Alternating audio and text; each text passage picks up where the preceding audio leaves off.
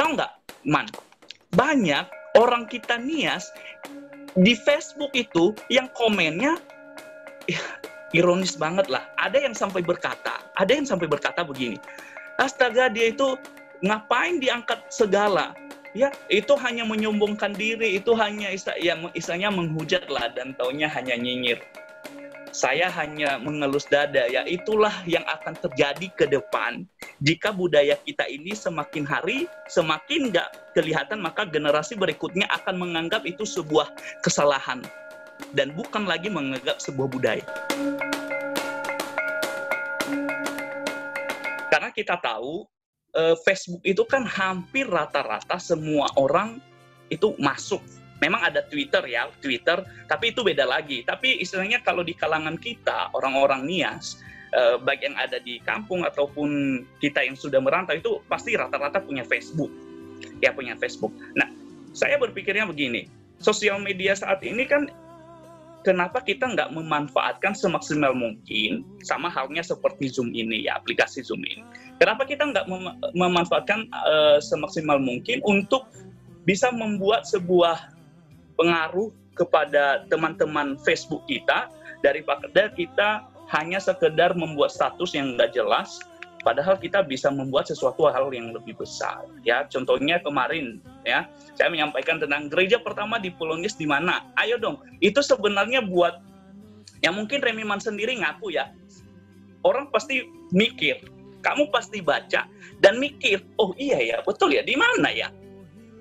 Nah, jadi misalnya ya saya gunakan Facebook itu sebagai sarana lah untuk bisa membagikan ini loh, hal-hal ini loh selama ini yang kita tidak sadari, itu akan semakin tergerus, kita akan semakin lupa. Jadi kalau nggak ada yang mengingatkan, ya hancur. Jadi menurut saya ya sudahlah, saya ingatkan karena toh juga selama ini saya nggak pernah lihat. Mungkin ada beberapa teman-teman yang lain ya yang juga sebagai penggiat budaya, tapi saya punya cara sendiri lah. Ya, makanya saya gunakan Facebook karena istilahnya rata-rata punya lah. Jadi orang siapapun bisa baca. Iya, jadi inilah ya cara milenial menyampaikan tentang budaya. Mungkin ada juga pendahulu atau orang-orang Nias yang memang sangat aktif atau sangat memperhatikan budaya, tapi mungkin memang tidak belum ramah atau belum bisa begitu akrab dengan media sosial. Tetapi kita generasi 90-an sudah sangat akrab lah dengan media sosial, dan Veleti salah satu saya pikir anak muda Nias yang sangat peduli dengan budaya dan memaksimalkan itu dengan sangat baik.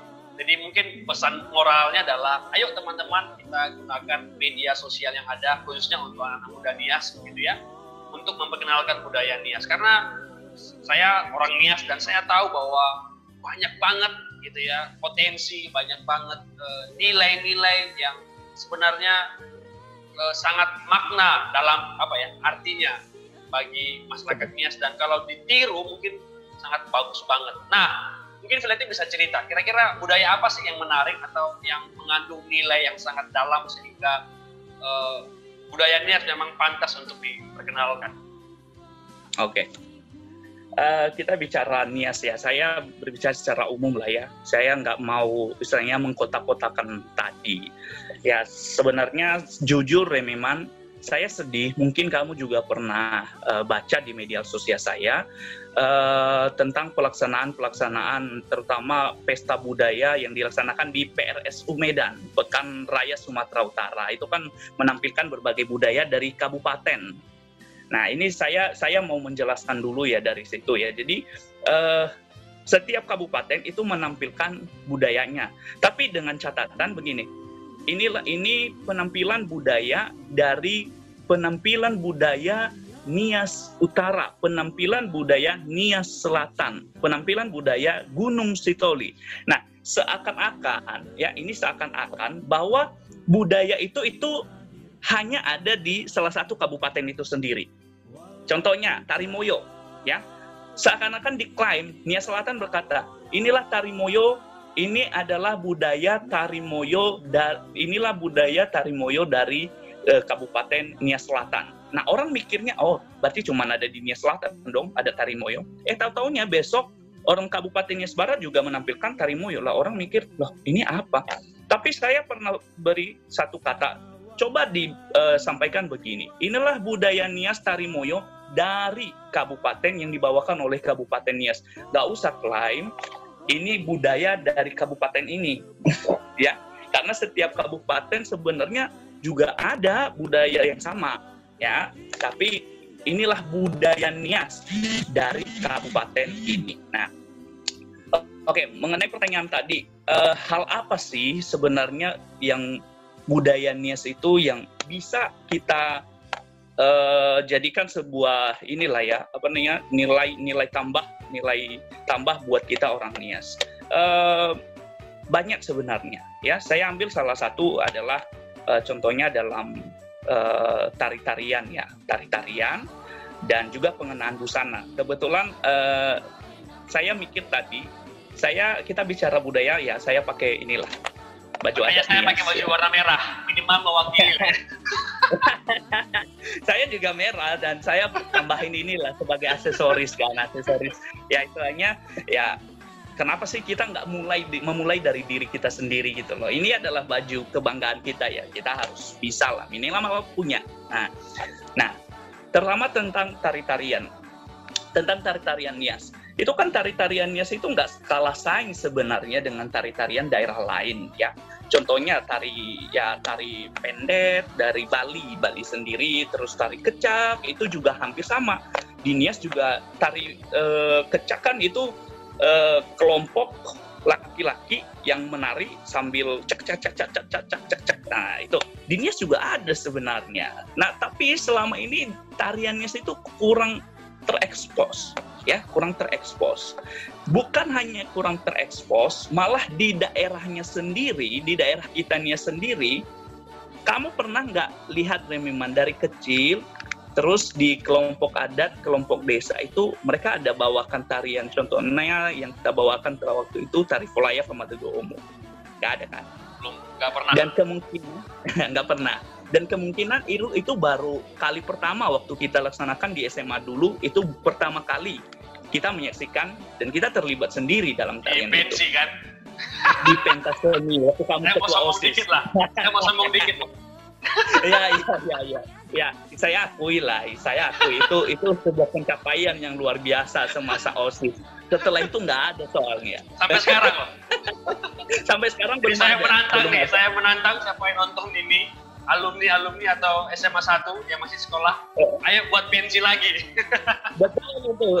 Tapi ya kita harus pulang ke Nias lah. Tapi ya nggak apa-apa, kita bisa relakan waktu kalau hal-hal seperti itu ya. Nah, ini saya mengangkat satu ini tentang tarian Nias ya.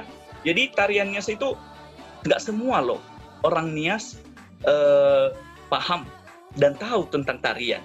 Paling ya anak-anak sanggar, paling ya orang-orang tua generasi 2 tingkat di atas kita. Karena kalau kita bilang orang tua kita, ayah, bapak, mama kita, itu juga mereka mereka juga pasti nggak tahu. Tapi kalau kakek kita di atas, ya mereka tahu, tapi sekarang kan mereka juga udah pada nggak ada. Betul. Nah, itu satu. Nah, kemudian itu tentang tarian.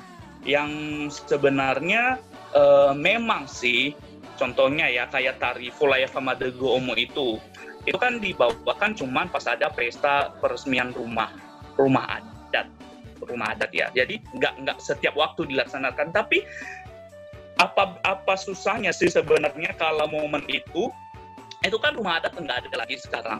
Ya udahlah diubah pas membuat rumah yang baru, ya udah biar nilai tarian itu tetap dilaksanakan, jadi nggak hilang sebenarnya.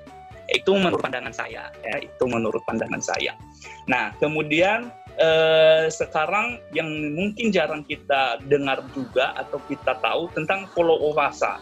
Ini tentang Polo Owasa kan itu tentang Polo Owasa itu tentang budaya Nias saat naik tahta menjadi kepala adat.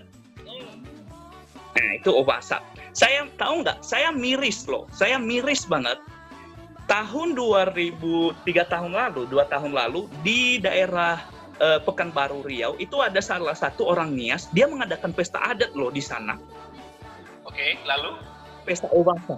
Pesta Owasa. Dan biasanya di pesta Owasa, orang yang sudah penuh stratanya atau bosinya itu dia diangkat, diusung di atas kursi. Oke. Baik suami maupun suami istri lah itu diusung. Tahu nggak, Man? Banyak orang kita Nias di Facebook itu yang komennya ironis banget lah. Ada yang sampai berkata begini, astaga, dia itu ngapain diangkat segala? Ya, itu hanya menyombongkan diri, itu hanya istilahnya menghujat lah, dan taunya hanya nyinyir. Saya hanya mengelus dada, ya itulah yang akan terjadi ke depan. Jika budaya kita ini semakin hari, semakin nggak kelihatan, maka generasi berikutnya akan menganggap itu sebuah kesalahan. Dan bukan lagi menganggap sebuah budaya. Oke, berarti sebenarnya dia itu diangkat karena memang bosinya, tadi katamu, bosinya. Bosi itu apa? Karena sudah terpenuhi. Bosi itu tingkatan. Oh, tingkatan. Berarti ada tingkatan-tingkatan, dan ketika dia ada mampu tingkatan. Memenuhi tingkatan itu, maka dia berhak untuk diangkat. Itulah tradisi kita ya, atau budaya Nias. Tradisi kita. Itu bukan hanya di Nias induk, Nias apa, tapi dari selatan sampai ke utara, begitulah tradisinya. Tetapi ternyata netizen nyinyirin. Nyinyir, iya. Karena nggak tahu. Saya bilang, itulah salah satunya ya, karena nggak tahu, nggak pernah lihat, dan nggak pernah istilahnya terjun langsung. Jadi istilahnya, ya makanya saya bilang tadi, itulah yang akan terjadi ke depan kalau seandainya kebudayaan kita ini, tradisi kita ini kurang diperhatikan atau nggak diangkat lagi. Orang-orang generasi di bawah kita akan menganggap budaya dulu itu seakan-akan sebuah yang itu budaya Nias. Nah, jadi ya malu sendiri kan sebenarnya. Nah, oke. Jadi kira-kira begitu.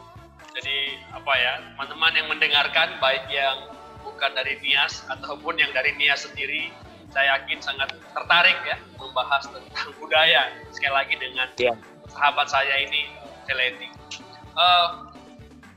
Veleti, saya juga mau tanya-tanya nih sebenarnya.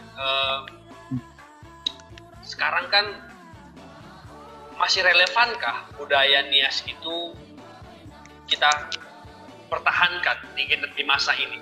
Dalam arti begini, memang ada budaya-budaya mungkin memang di zamannya cocok, tapi di zaman sekarang mungkin sudah tidak cocok. Nah, mungkin Veleti bisa mungkin Veleti bisa sharingkan lah. Kadang-kadang kan memang kalau saya juga lihat di Facebook begitu ya, akhirnya sebelum saya wawancara kamu, saya lihat nih, ada mungkin yang katakan, oh ini ada diturunin, ada dihilangkan. Itulah bahasa-bahasa yang mungkin sering kita dengar. Nah, menurut Veleti bagaimana dengan itu?